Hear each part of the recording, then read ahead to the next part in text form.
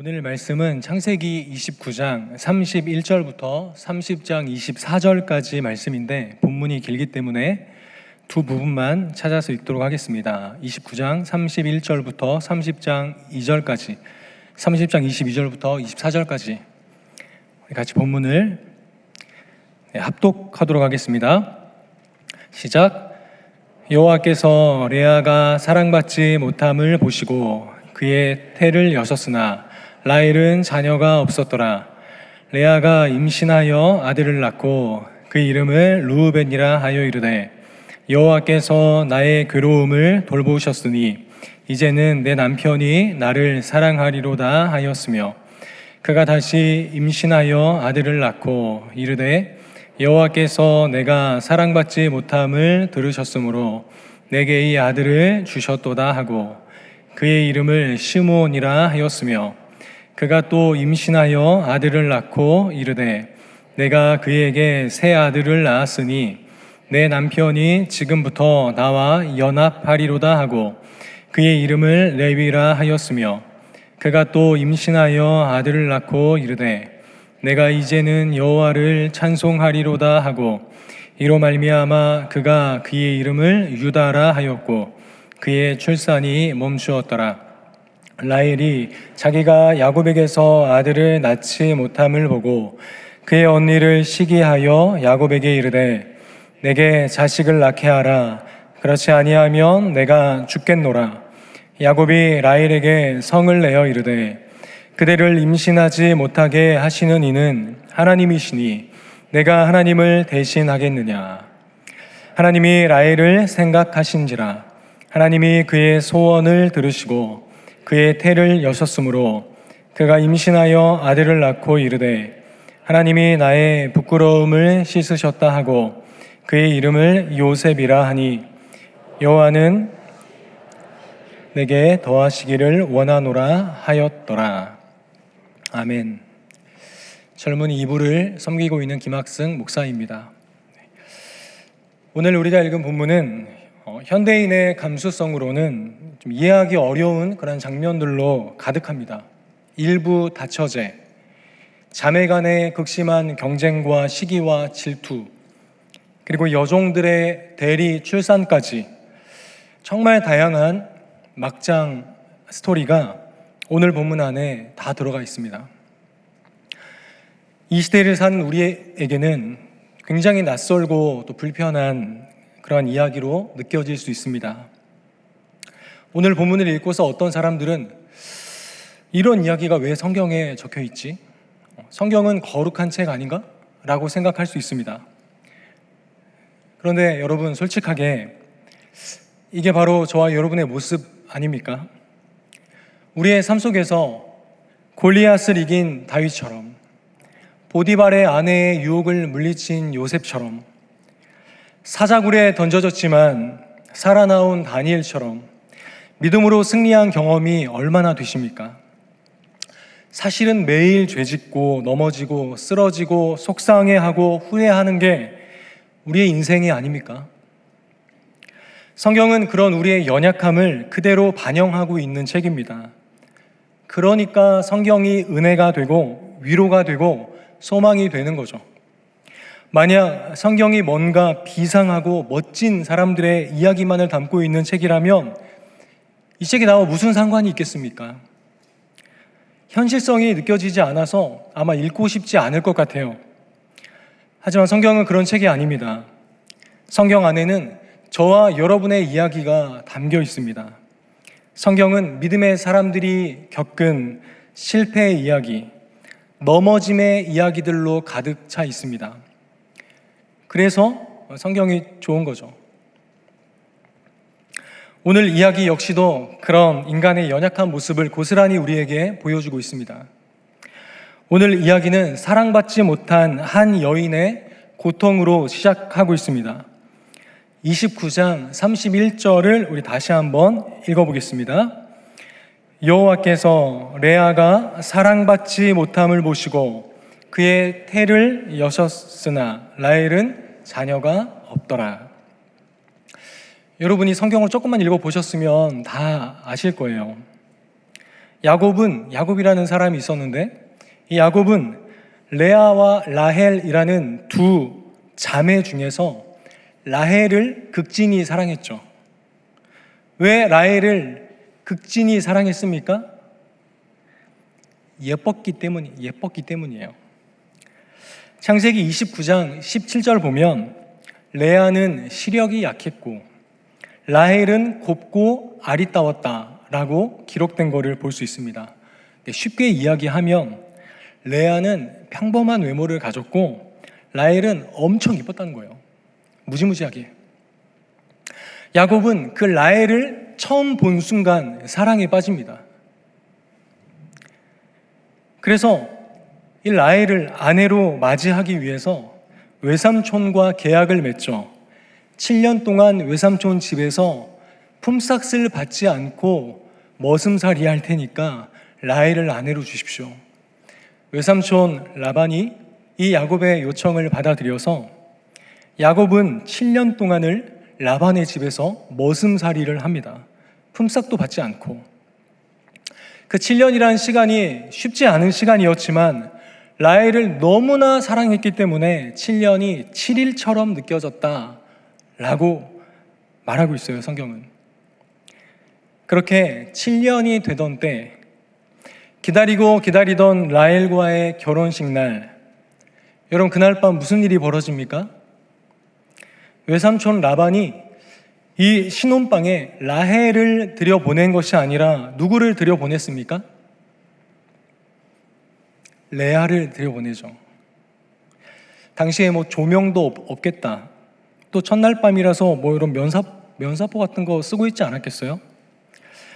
그래서 야곱은 자신과 첫날 밤을 치르는 여인이 레아일 거라고는 전혀 생각하지 못하고 레아와 첫날 밤을 보내게 됩니다. 그리고 아침에 일어나니까 옆에 레아가 있는 거예요. 깜짝 놀랐겠죠. 외삼촌에게 달려가서 이게 무슨 일이냐고 따집니다. 그때 라반이 뭐라고 둘러댑니까? 둘째를 첫째보다 먼저 시집 보내는 경우는 이 땅의 경우가 아니라는 거예요. 이 땅은 그런 풍습이 없다라는 거예요. 그럼 진즉에 얘기를 했어야 하는 거 아닙니까? 7년 동안 한 번도 그런 언급을 하지 않다가 결혼식이 끝나고 첫날 밤이 지나가니까 그때서야 그런 말을 하고 있는 거예요. 사실 라반의 진짜 의도가 뭐였습니까? 일을 잘하는 야곱을 머슴으로 더 부려먹기 위해서 그런 술수를 벌인 거였습니다. 그러면서 라헬을 얻으려면 너 7년 더 일해. 이런 요구를 야곱에게 해요. 야곱은 어쩔 수 없이 라헬을 얻기 위해서 7년을 더 품삯 받지 않고 또 외삼촌 집에서 또 종살이를 합니다. 여러분, 야곱이 라헬을 사랑한다라는 것은 모든 사람이 아는 이야기였어요. 레아도 당연히 알지 않았겠습니까? 당연히. 그런데 야곱을 더 부려먹고 싶은 이 외삼촌의 욕심 때문에 1+1으로 떠리로 야곱에게 보내진 거였어요. 레아는. 여러분, 자기에게 전혀 마음이 없는 남자와 첫날 밤을 보내야 했던 레아의 심정이 어땠을까요? 정말 그 자존감이 바닥을 찍지 않았을까요? 꿀이 뚝뚝 떨어지는 눈으로 라헬을 바라보는 야곱을 볼 때마다 레아의 마음이 어떻겠습니까? 무너져 내리지 않았겠습니까? 외롭지 않았을까요? 쓸쓸하지 않았을까요? 그런데 오늘 31절을 보면 그런 외롭고 쓸쓸한 레아를 누가 바라보십니까? 하나님이 바라보세요. 하나님은 레아가 야곱에게 사랑받지 못함을 보시고 레아의 태를 열어주십니다. 레아가 임신할 수 있도록 역사하십니다. 하나님은 라헬에게 가려져서 사랑받지 못하던 레아를 먼저 돌보시고 챙겨주세요. 사랑하는 여러분, 세상은 예쁜 사람, 머리 좋은 사람, 능력이 많은 사람에게 주목하고 그런 사람과 사귀고 싶어 하죠. 하지만 하나님은 어떤 분이십니까? 외로운 자들, 사랑받지 못하는 자들에게 주목하십니다. 하나님은 그런 자들을 부르셔서 하나님의 영광을 드러내기를 기뻐하십니다.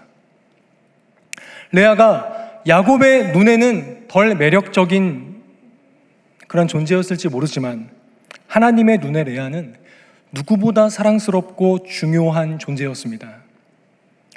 여러분, 지금 자신이 레아처럼 그렇게 느껴지는 분 계십니까? 사랑받지 못하고 나의 가치를 인정받지 못한다 느끼는 분 계십니까? 하나님이 여러분을 사랑의 눈으로 바라보고 계십니다. 여러분의 마음을 누구보다 잘 아시는 하나님이 여러분과 함께 하시며 여러분의 편이 되어주고 계십니다. 그 하나님 안에서 여러분의 참된 가치를 발견할 수 있기를 소망합니다. 오늘 본문 창세기 29장 32절 보면 레아가 이제 아들을 낳죠. 아들을 낳은 레아가 그 아들의 이름을 르우벤이라고 부르는 것을 봅니다. 여러분, 르우벤이 어떤 뜻입니까?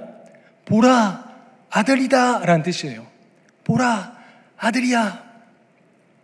이 이름은 르우벤을 낳을 당시에 레아의 마음이 얼마나 뿌듯하고 자랑스러웠는지를 보여주고 있어요. 레아는 르우벤을 낳고 뭐라고 고백합니까? 29장 32절 후반절 한번 볼게요. 같이 읽어보겠습니다. 여호와께서 나의 괴로움을 돌보셨으니 이제는 내 남편이 나를 사랑하리로다. 레아는 자기가 야곱에게 떡거비 같은 아들을 낳아주면 남편이 나를 사랑하지 않을까 기대했어요. 그런데 레아가 기대한 대로 야곱이 레아를 사랑해 줍니까? 아니에요.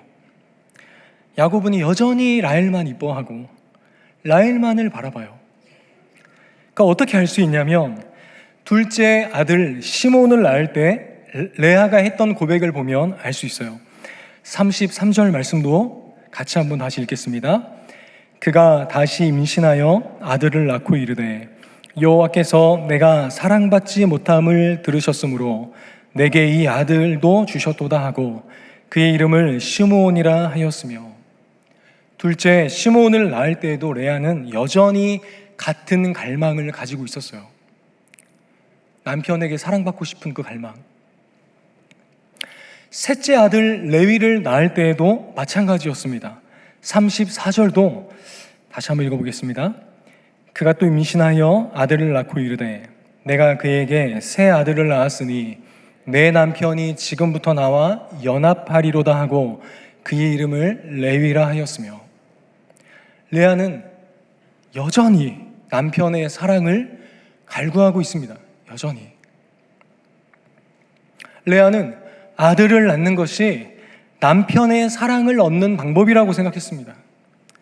그러나 아들을 셋이나 낳았지만 그녀의 소망은 이루어지지 않고 있어요.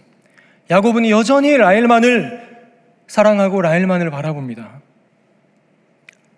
레아는 야곱의 사랑을 독차지하는 라헬이 너무나 부러웠어요. 그러면 이제 야곱의 사랑을 몽땅 독차지했던 라헬은 행복했을까요? 그녀의 삶은 기쁨으로 막 넘쳐났을까요? 이제는 라헬을 중심으로 이 이야기를 한번 다시 보기를 원해요. 30장 1절 보면 언니는 벌써 첫째, 둘째, 셋째, 넷째를 낳고 있는데 자기에게는 자식이 전혀 생기지 않자 라헬은 언니에 대한 질투에 사로잡혀서 야곱에게 막 소리를 지릅니다. 1절도 다시 한번 읽어보겠습니다. 같이 읽겠습니다. 라헬이 자기가 야곱에게서 아들을 낳지 못함을 보고 그의 언니를 시기하여 야곱에게 이르되 내게 자식을 낳게 하라. 그렇지 아니하면 내가 죽겠노라. 뭐라고 이야기합니까? 나로 빨리 아들을 낳게 하란 말이야. 아니면 나 확 죽어버릴 거야. 막 이러면서 야곱에게 막 소리 지르는 거예요. 여기 계신 형제님들, 예쁜 자매님을 만나서 연애하고 결혼하고 싶죠? 그쵸? 아닌가요? 왜 아닌 것처럼 그렇게. 근데 여러분, 얼굴 예쁜 자매는 성격이 안 좋은 경우가 많아요. 예쁜 사람은 예쁜 값을 합니다. 오늘 라헬을 보세요. 남편에게 막 소리를 지르면서 자식을 낳게 하라는 거예요, 지금. 자기가 자식을 못 낳는 것을 남편에게 막 그 책임을 넘기고 있는 겁니다. 여러분, 지금 아이를 못 낳는 게 야곱의 문제입니까? 아니요. 레아를 보세요. 레아가 자식을 계속 낳는 걸 볼 때 야곱의 어떤 기능에는 문제가 없다라는 것을 알 수 있어요. 그런데 라헬은 자기가 자식을 못 낳는 것을 지금 누구 탓으로 돌립니까? 야곱의 탓으로 막 돌리고 있어요. 나로 빨리 자식을 낳게 하라고 막 하라는 거예요. 아니면 그냥 죽어버리겠다는 거예요, 그냥. 자식을 낳지 못해서 죽고 싶은 그 라헬의 심정도 이해는 되죠. 왜냐하면 당시 여성의 가치는 출산의 능력과 직결되어 있었기 때문이에요. 당시에 불임이라고 하는 것은 사회적인 죽음과도 같았어요. 자식을 낳지 못하는 것은. 그렇다 해도 자식을 낳게 하는 것은 야곱이 할 수 있는 일이 아니잖아요. 그것은 오직 하나님만이 하실 수 있는 일입니다.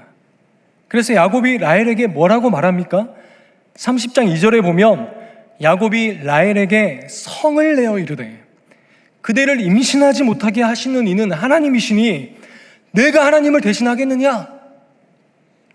여러분, 아내의 갈굼을 받다 야곱이 폭발해버려요.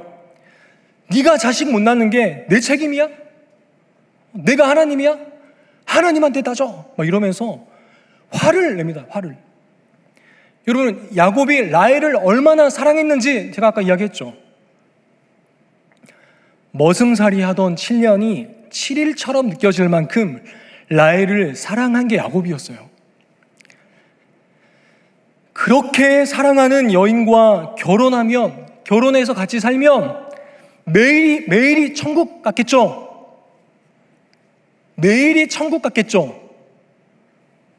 대답을 안 하시네. 결혼하신 분들 한번 큰 소리로 대답해 주실래요? 결혼하시니까 매일이 천국이시던가요?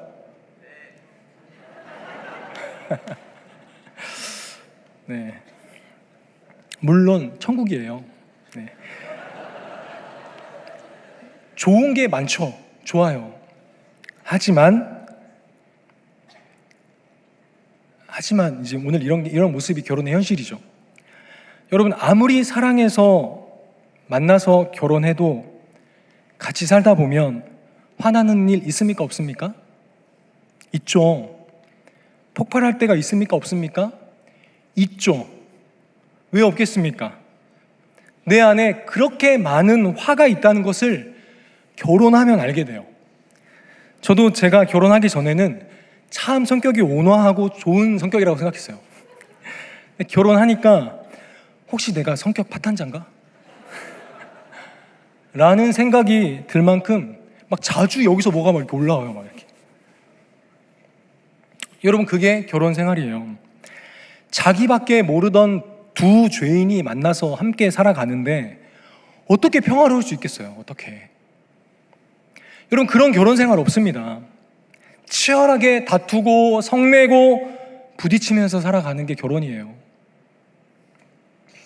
여러분, 결혼은 인생의 궁극적인 행복이 될 수 없어요. 여러분이 아무리 사랑하는 사람을 만나서 결혼해도 그 사람이 여러분의 행복을 다 채워줄 수 없어요. 사람으로 채울 수 있는 거는 한계가 있습니다. 물론 여러분도 상대를 다 채워줄 수 없어요. 우리는 그렇게 할 수 있는 존재가 아니에요. 야곱의 대답처럼 남편은, 아내는 하나님이 아니에요. 레아는 라헬이 부러웠고 라헬은 레아가 부러웠어요. 이 두 자매의 갈망과 고통은 오늘날 우리의 모습과도 같습니다. 우리도 모두 무언가를 갈망합니다. 사랑과 인정, 안전과 성공에 대한 갈망을 늘 가지고 살아갑니다. 이 갈망이 충족되지 못할 때 우리는 고통에 빠지죠. 세상은 돈이, 권력이, 사랑하는 연인이, 배우자가, 성공이 나의 갈망을 채워줄 수 있다라고 말합니다. 하지만 이런 것들은 궁극적으로 우리의 그 갈망을 채울 수가 없어요. 가져보면 또 다른 갈망을 불러일으킬 뿐입니다. 또 다른 갈망을. 왜 그런 걸까요? 왜 인간은 자기가 원하는 것을 다 얻고 다 이루어도 여전히 목마른 걸까요? 여러분, 인류 역사상 최고의 천재라고 일컬어지는 파스칼, 블레즈 파스칼이라는 사람이 이런 말을 남겼어요. 인간의 마음 속에는 하나님만이 채우실 수 있는 빈 공간이 있다. 레아와 라헬은 자식을 통해서, 남편의 사랑을 통해서 그 공백을 채우려고 했어요. 그런데 되지 않죠. 레아는 아들을 많이 낳았고 라헬은 남편의 사랑을 독차지했지만 둘은 여전히 공허하고 목말랐어요. 사랑하는 여러분, 우리는 세상의 것들로 만족할 수 있는 존재들이 아닙니다. 우리 모두에게는 하나님만이 채우실 수 있는 영혼의 공간이 있기 때문입니다. 그 빈 공간은 오직 하나님만이 채우실 수 있는 공간입니다. 부와 성공으로, 어떤 사람의 사랑과 인정으로, 그 어떤 성취로도 우리는 그 공간을 완전히 채울 수 없어요. 레아는 3명의 아들을 낳고도 남편의 마음이 변하지 않는 것을 보면서 남편에 대한 기대감을 점점 내려놓게 됩니다. 그러면서 레아의 시선이 어디를 향하게 됩니까? 비로소 하나님께로 향하게 돼요. 비로소. 레아가 넷째 유다를 낳으면서 뭐라고 고백하고 있는지 29장 35절 말씀을 같이 읽겠습니다. 그가 또 임신하여 아들을 낳고 이르되 내가 이제는 여호와를 찬송하리로다 하고 이로 말미암아 그가 그의 이름을 유다라 하였고 그의 출산이 멈추었더라. 레아가 넷째를 낳고 비로소 무엇을 고백합니까? 여호와 하나님을 고백합니다. 여호와 하나님을 찬양합니다. 이 고백을 통해서 야곱의 사랑만을 갈구했던 레아의 시선이 이제는 남편이 아닌 하나님께로 옮겨지고 있는 것을 봅니다. 레아는 지금껏 자신의 정체성을 야곱의 사랑받는 아내라는 위치에서 찾으려고 했어요. 하지만 그럴수록 레아는 더 초라해지고 더 자기 자신이 가치 없게 느껴졌습니다. 그러나 끝없는 실망과 그 좌절의 시간을 거치며 이제 레아의 시선은 하나님을 향하게 돼요. 그러니까 뭐가 보이기 시작합니까? 하나님이 자기를 얼마나 사랑하시는지가 보이기 시작하는 거예요. 그동안에는 오로지 야곱만을 바라봤기 때문에 하나님의 은혜가 전혀 눈에 들어오지 않았지만 시선을 들어서 하나님을 바라보자. 하나님이 얼마나 신실한 사랑으로 자기와 함께 주시는지가 보이기 시작한 겁니다. 하나님이 나를 홀로 두지 않으시고 언제나 곁에서 사랑의 눈으로 나를 바라보시고 위로해 주시고 함께 하셨다라는 것을 깨닫자 레아의 입에서 뭐가 터져 나옵니까? 찬송이 터져 나와요. 야곱은 여전히 자기에게 관심이 없지만 레아는 기뻤습니다. 행복했습니다. 왜요? 하나님이 자기를 얼마나 사랑하시는지를 느끼고 있었기 때문이에요. 여러분, 인간의 사랑은 진짜 영원하지 않습니다. 인간의 마음은 갈대와도 같습니다. 언제라도 뒤집어질 수 있는 것이 인간의 마음이고 인간의 사랑이고 인간의 평가예요. 그 인간의 사랑을 의지하여 산다는 것은 마치 출렁거리는 그 다리 위를 걷는 것과 같아요. 언제 그 마음이 뒤집어져서 나를 절벽 아래로 밀어 떨어뜨릴지 몰라요. 언제. 하지만 하나님의 사랑은 견고한 반석과 같습니다. 모든 것이 흔들리고 변하는 세상에서 변하지 않는 한 가지는 오직 하나님의 사랑밖에 없음을 믿습니다. 근데 이 하나님의 사랑이 언제 우리의 눈에 들어옵니까? 모든 일이 잘 되고 내가 소망하는 것들이 다 이루어질 때 눈에 들어오는 것이 아닙니다. 소망하던 것들이 다 사라질 때, 더 이상 어떤 것도 기대할 수 없는 상황 가운데 놓일 때 우리는 비로소 그 사랑에 눈을 뜨게 됩니다. 예수님의 표현대로라면 천국은 마음이 부자인 사람의 것이 아니라 마음이 가난한 사람의 것입니다. 이 세상만 바라보며 이 세상이 전부인 줄 알고 세상의 즐거움만을 생각하며 사는 사람은 하나님을 볼 수 없어요. 하나님의 사랑을 느낄 수 없어요. 그런 의미에서 본다면 인생이 레아처럼 고통과 절망과 외로움에 놓인다는 건 비극이 아니에요. 왜냐하면 그때 우리의 시선이 하늘을 향하기 때문이에요. 그때. 사랑하는 여러분, 오늘 레아가 전혀 다른 관점으로 자기의 인생을 바라보았던 것처럼 우리도 세상의 시선이 아니라 하나님의 시선으로 나를 바라볼 수 있기를 소망합니다. 레아는 사랑받지 못하는 아내가 아니라 하나님의 사랑받는 딸이었어요. 하나님이 선택하신 언약의 통로였습니다.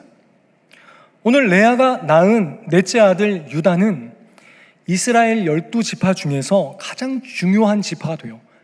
가장 핵심적인 지파가 돼요. 그리고 이 유다 지파는 예수 그리스도의 조상이 됩니다. 예수 그리스도의 가문이 돼요. 사람들은 레아를 좋아해 주지 않았지만 하나님은 레아를 당신의 언약 안에 있는 축복의 통로가 되게 하셨습니다. 사랑하는 여러분, 하나님은 세상이 주목하는 사람이 아니라 주목하지 않는 사람들을 통해서 하나님의 뜻을 이루어 가십니다. 여러분, 사람이 어떻게 보느냐, 사람이 나를 어떻게 평가하느냐는 정말로 중요하지 않습니다. 하나님이 여러분을 어떻게 생각하시는지가 결정적으로 중요한 겁니다. 결정적으로. 하나님이 여러분을 어떻게 생각하시는지 제가 알려드릴게요. 우리 옆에 있는 사람을 바라보면서 이렇게 말해줍시다. 하나님이 당신을 너무너무 사랑하십니다. 하나님은 당신을 향한 놀라운 계획을 가지고 계십니다. 당신은 하나님의 언약 안에 있는 축복의 통로입니다.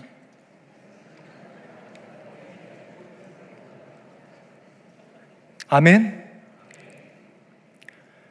오늘 말씀 조금 더 보면 레아는 유다를 낳은 후에 한동안 자식을 출산하지 못합니다.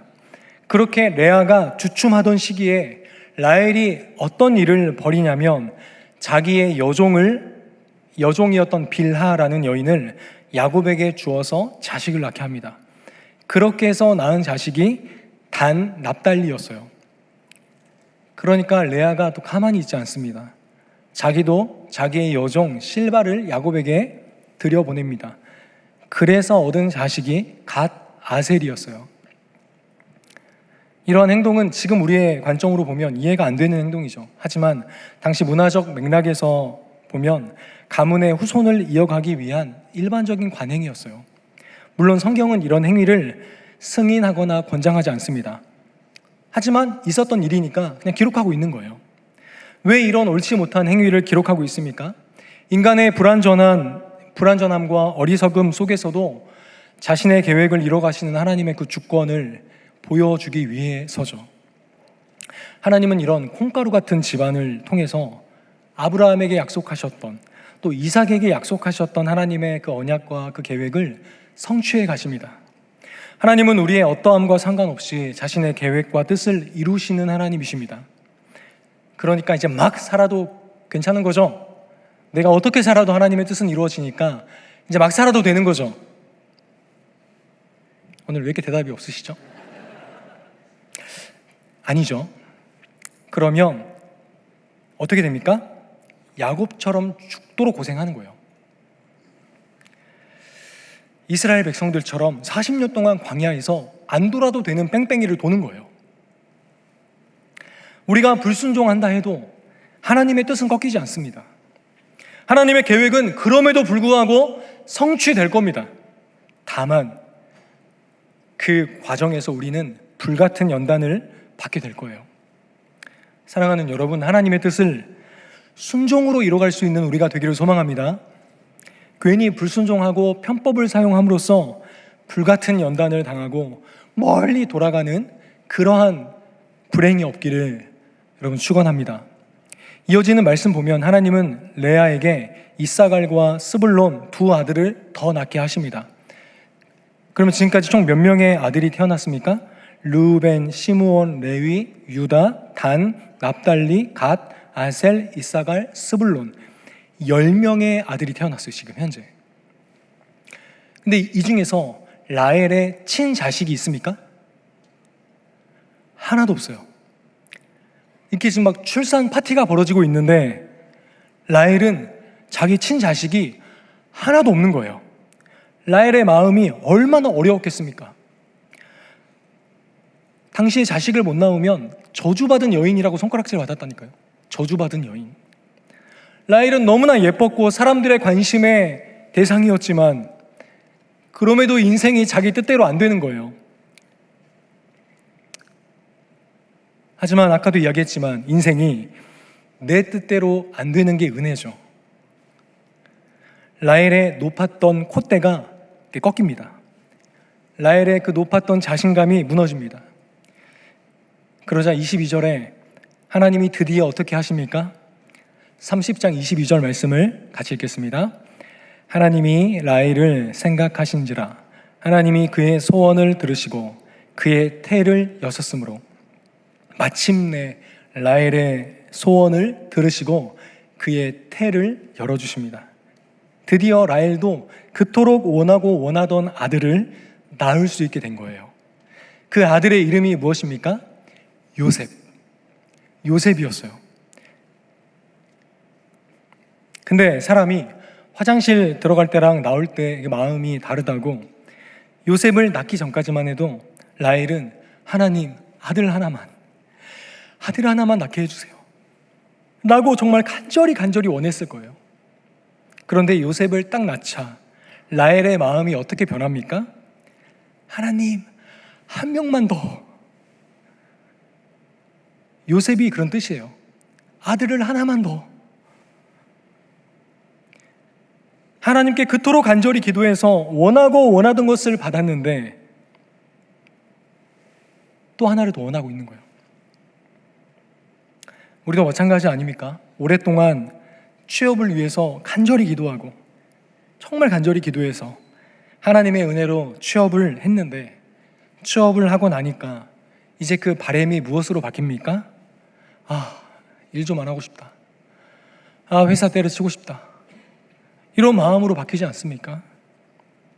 사랑하는 여러분, 좋은 대학이, 좋은 직장이, 좋은 배우자가, 잘난 자식이 여러분의 기쁨을 영원히 보장해 주지 않습니다.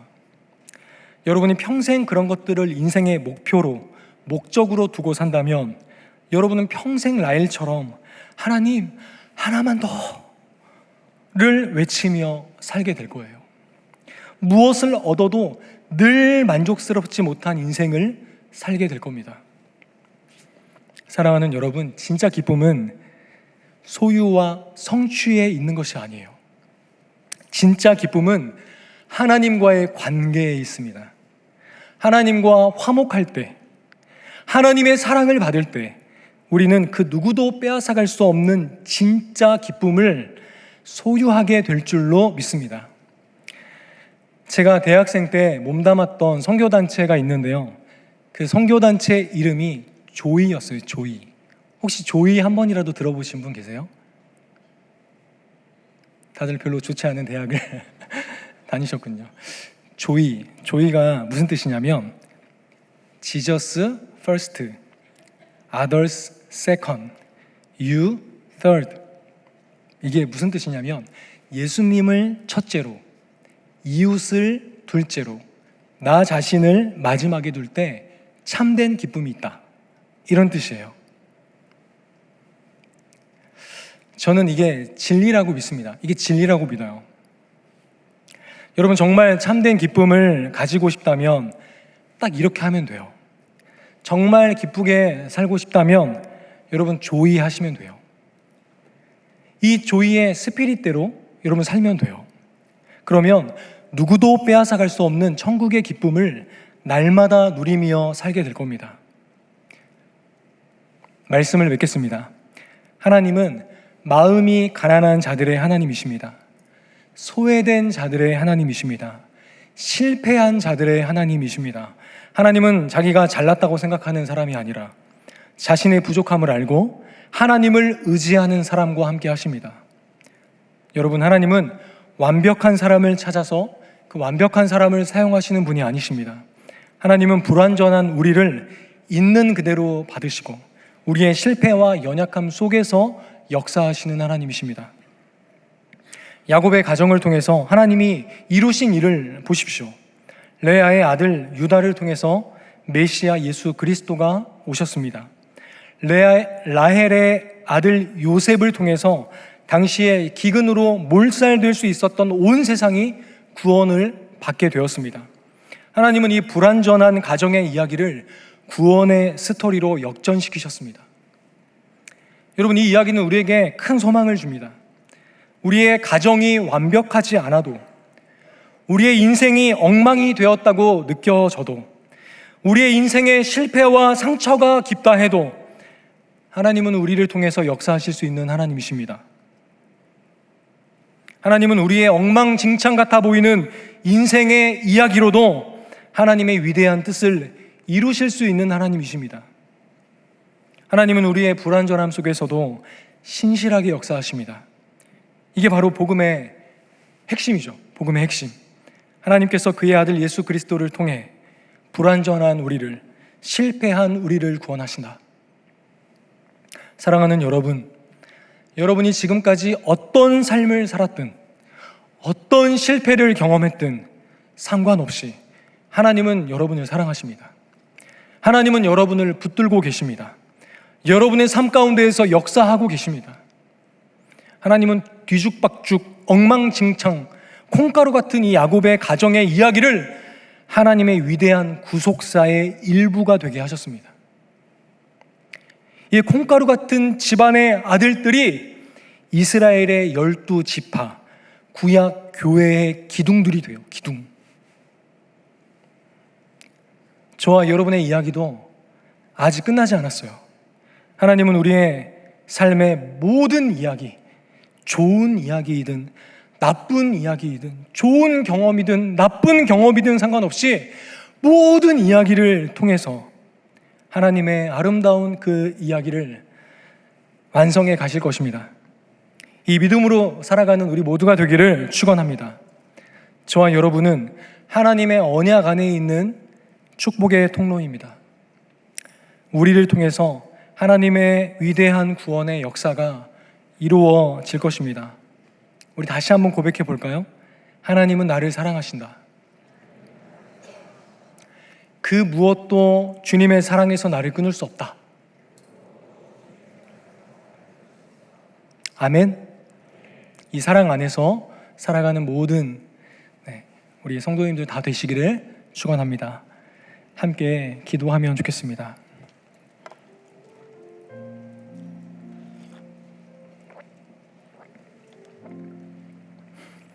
여러분, 이 세상의 평가는요, 그냥 안개 같아요. 어느 순간에는 막 나를 향해서 박수 쳐주고 너 정말 최고야 라고 하던 그런 말들이 어느 순간에 안개와 같이 그냥 싹 사라져버리는 것이 이 세상의 평가이고 세상의 말입니다. 세상의 인정입니다. 이 세상의 부귀영화도 마찬가지죠. 지금은 내가 이렇게 쥐고 있을지 모르지만 언제 안개처럼 다 사라질지 모르는 것이 이 세상이 우리에게 주는 기쁨이고 즐거움입니다. 우리의 소망을 그런 것들에 두지 않았으면 좋겠어요. 우리의 기쁨의 뿌리를 그런 것들에게 두지 않았으면 좋겠어요. 영원히 나와 함께 하시는 하나님, 그 임마누엘의 하나님, 영원히 우리를 떠나지 않으시는 하나님, 우리를 사랑하시는 하나님께 우리의 모든 소망과 기쁨의 근원을 두기를 원합니다. 그래서 우리 삶 가운데 그 누구도 빼앗아갈 수 없는 참된 기쁨, 영원한 기쁨이 우리 안에 충만하게 되기를 원한다라고 우리 이 시간 이 소망을 가지고 함께 하나님 앞에 기도했으면 좋겠습니다. 다 함께 기도하겠습니다.